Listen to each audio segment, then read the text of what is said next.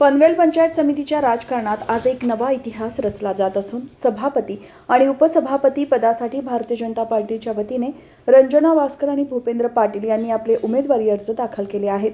माजी खासदार लोकनेते रामशेठ ठाकूर यांच्या मार्गदर्शनाखाली आणि आमदार प्रशांत ठाकूर यांच्या खंबीर नेतृत्वाखाली भाजपने 16 पैकी 15 ठिकाणी दणदणीत विजय मिळवून आपले वर्चस्व आधीच सिद्ध केले होते.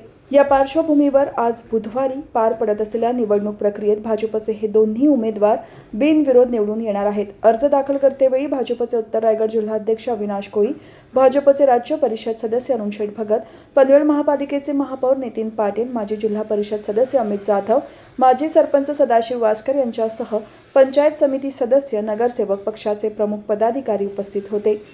पनवेल पंचायत समितीच्या आजवरच्या इतिहासात प्रथमच भारतीय जनता पार्टीचा सभापती आणि उपसभापती विराजमान होणार असल्याने भाजप कार्यकर्त्यांमध्ये मोठा उत्साह दिसून येत आहे. या ऐतिहासिक क्षणांमुळे पंचायत समितीवर आता पूर्णपणे भाजपची सत्ता प्रस्थापित होणार असून आगामी काळात तालुक्याच्या ग्रामीण भागातील विकासाला मोठी गती मिळणार आहे.